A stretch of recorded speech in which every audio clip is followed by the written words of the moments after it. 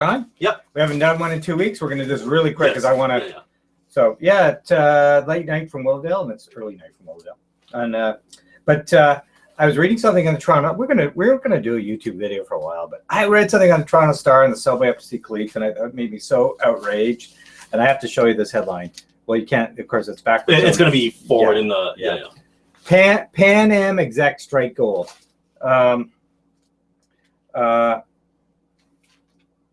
They say that 57 executives of the Pan Am Games will be eligible for six-figure bonuses. I mean, that should outrage and shame every Canadian. You know, we live in a country where there's 1.3 million kids living in poverty. 1 in 3 kids lives in Toronto lives in poverty. And then we're giving these guys hundreds of thousands of dollars in bonuses. For bringing the games in on budget. They were hired to bring the games in on budget. What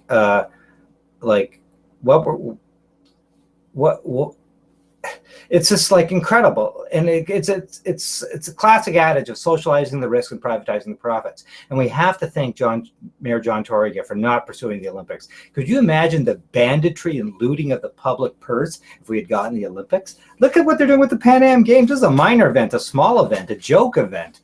And the looting of the public purse was severe. It's just staggering, and but just before, in the last 3 weeks ago, we got stats about poverty in Toronto, which are just shameful. 1 in 3 kids lives in poverty in the city. So, anyways, I just had to point that out. People should be outraged. Everyone should write letters about this. That these Pan Am executives are just walking away. Like they're making out like bandits with public money just because they brought in the games on budget. Anyways, I just had to, people should be outraged. Anyways, we're not going to make this a long video because I just haven't done one in a while. There's not a lot to talk about. I think we're going through what my friend Andrew and I call the Canadian Spring. Everyone has high hopes for Trudeau. Change is in the air. Everyone's hopeful. The Canadian Spring, I like that. It's about change, right? We'll see what he does. He's got all these promises, a huge mandate. He did get the progressive vote, so he owes progressives a lot. I like the scientist thing. Yeah, like he's got to undo a lot of Harper stuff, unmuzzling the scientists. They'll bring in the long form census. That's a great idea, obviously. Fact or evidence-based policy. That's a very good idea. Mm-hmm. I'm not going to go on about Trudeau. He did get the progressive vote. He owes progressives a lot in this country. So, so it's the Canadian Spring. I hope he reopens our embassy in Tehran. We need to talk to the Iranians. I hope he gets involved in these negotiations that are already ongoing in Vienna about settling the Syrian crisis. I hope he follows through in settling a lot of Syrian refugees. Far more than 25,000. Canada could easily do that. And I hope he does something about child poverty in this country. He's got a lot on his plate. We'll see what happens. I hope he lessens relations with certain countries like Saudi Arabia. I don't think we should be sending them arms. I don't think we should, frankly, have anything to do with them. But I hope he lessens relations with certain countries. Saudi Arabia being a key one. I don't know why we sell them arms. I don't know why. No, on human rights, we got to take a principled stance. And it doesn't mean cutting off all relations, but it means certainly not selling them weapons and having a very cold relationship with them. And God, Iran is a far more democratic country than Saudi Arabia will ever be. And so we should definitely reopen our embassy in Tehran and try to make good with the Russians, I'm not going to go on about that. Lots of things to do. Let's hope we have a more open, transparent government, and the government that's not as ideological. I was interested about this crash in the Sinai last week. It's amazing how everyone wants to blame ISIS and blame terrorism. And don't get me wrong, that could be the case in the end. But boy, they jumped to that conclusion. And it's fact-based evidence. Once, if you watch enough episodes of Mayday on Discovery Channel, you got to get to the root of plane crashes. And right now, it's still too early to tell that there was a bomb that brought that plane down. It's just propaganda from CNN and the Americans and the Brits saying it was a bomb because it serves their interest, right, to create hatred towards ISIS. It serves their interest to do that. And the Russians and the Egyptians are playing it cool. The Egyptians, to the point of not playing at all, they don't even have the plane crash in their major media, which is interesting. But that's not to say that, in the Western media we don't block out things we don't want to hear either. Yes, I mean, often I agree. There are major events that happen and I never see them on CNN, so can't be hypocritical about that. In terms of Keystone, don't really care. I always thought it was a dead project. Americans can't be totally. Obama is a bit of a hypocrite and a bit of a fraud on this. I mean, he initially talked about drilling, allowing drilling off the coasts of the U.S., including Alaska. I don't know where I think he backtracked that on that a bit. But Obama is a fraud, in my opinion, and I think the Keystone was just a political thing. I don't think he really cares, and it would have had some benefit to the Americans.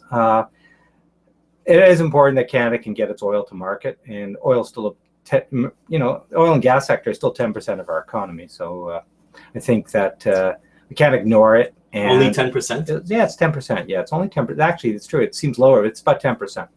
So we do need to get oil and gas to market, and pipelines are safer than trains. So I don't know where that's going to go. Keystone is dead. We need to move on. I think Energy East is still a good project. I thought Northern Gateway was a good project, but obviously I think that's a dead project too. So you go where you can, but we need to get oil to market. And I think Obama's cancellation of Keystone was cynical, and I think on many issues Obama's a fraud, and I just he's playing to the audience on that one. So we'll see where it all goes. He obviously timed the message. He obviously knew there'd probably be a new government in Canada. He waited, and he got the government he wanted. So and we'll see where it all goes on climate change. And like I said, I'm not going to belabor the point on that one. A couple of weeks ago, I was at a lecture on Honduras, and Honduras is one of those forgotten countries in the world. It's a torture chamber. Journalists are regularly killed. People who speak out against the government are regularly killed. Harper supported the Honduran government. Hopefully, again, going back to let's have less relations with countries that are notorious human rights abusers. And I hope the new Trudeau government doesn't cozy up to some of the worst offenders in the world, like Harper did. And that doesn't mean of course we have to talk to the Chinese, and which were not great on human rights, but nothing compared to what goes on in places like Honduras or Saudi Arabia. So I think we should still have relations with everybody, but talk to the ones that are making progress, like Iran. The Russians are, we need to talk to the Russians no matter what. But let's not cozy up to the ones that are just notorious human rights abusers. And when we do these YouTube videos, I think I'm gonna try to highlight countries that never get into the news. Honduras is never in the news, but it's a torture chamber, and we never hear about it. And I went to this lecture at Ryerson, and they had 3 Honduran journalists, and it's kind of interesting. We never hear about Honduras, and look it up. It's not a pleasant place to live. And Harper made a point of visiting Honduras after the coup.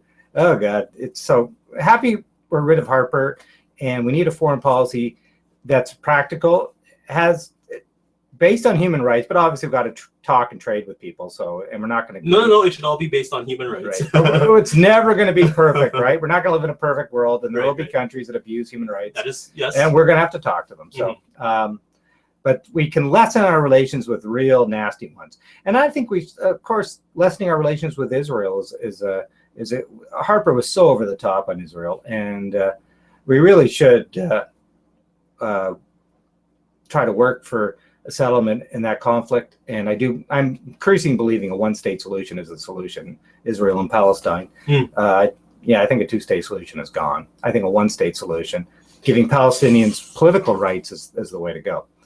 That ain't going to happen probably in my lifetime, but I think that's the way to go.